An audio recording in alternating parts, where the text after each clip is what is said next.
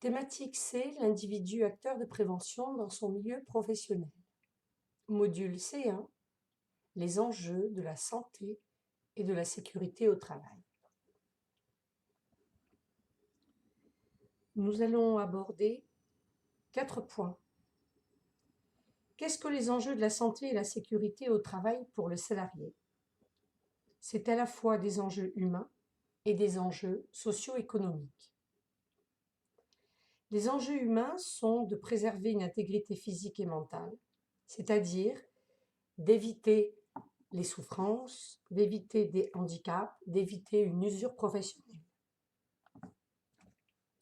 Les enjeux socio-économiques sont de conserver son emploi et l'intégralité de son salaire.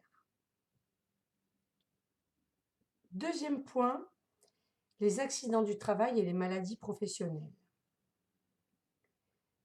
Vous avez sans doute fait le travail que je vous ai demandé, à savoir de rechercher sur le site de l'INRS ou Amélie les chiffres dans votre secteur d'activité. Donc, on s'aperçoit que tous les secteurs professionnels sont touchés par les accidents du travail et les maladies professionnelles, mais que certains le sont plus que d'autres. Effectivement, le monde de l'automobile est un milieu accidentogène. Je vais revenir sur deux définitions importantes, celle de l'accident du travail et celle de la maladie professionnelle.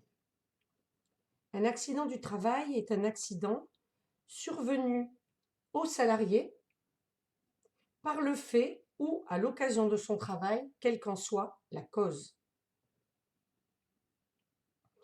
La notion de salarié est très importante puisque si je suis salarié, il y a un contrat de travail et un lien de subordination à l'employeur.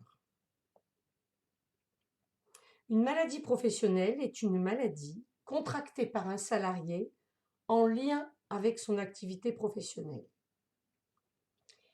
Par contre, cette maladie devra être reconnue par la sécurité sociale et notée dans l'un des 99 à 100 tableaux qui sont en ligne quand on a besoin de les trouver sur le site de l'INRS ou d'Amélie.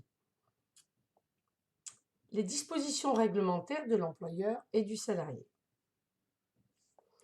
L'employeur a des obligations et des droits, tout comme le salarié a des obligations et des droits. Les obligations de l'employeur, c'est d'informer les travailleurs sur les risques et les mesures de prévention, de former les travailleurs à la sécurité, d'établir une déclaration lorsqu'un salarié est exposé à un des 6 facteurs de pénibilité, d'estimer et d'évaluer les risques en notant tout ça dans le document unique, de mettre en œuvre des actions de prévention adaptées, de désigner un ou plusieurs salariés compétents qui seront responsables justement de la protection et de la prévention des risques professionnels. Enfin, d'adhérer à un service de santé au travail afin d'assurer le suivi des salariés. L'employeur a des droits et effectivement, si les salariés ne suivent pas les consignes de sécurité, l'employeur a le droit de les sanctionner. Du côté du salarié, le salarié a comme obligation de prendre soin de sa santé et de sa sécurité ainsi que celle de ses collègues, de respecter les consignes de sécurité, de signaler immédiatement un danger grave et imminent à son employeur ou au représentant qui aurait été nommé en l'absence de l'employeur. Cette notion juridique, très encadrée, s'appelle le droit d'alerte.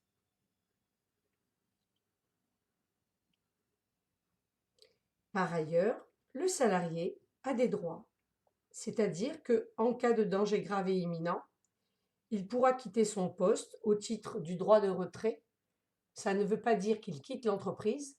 À partir du moment où il invoque son droit de retrait, il doit aller voir l'employeur pour lui stipuler le danger qu'il encourt à son poste de travail.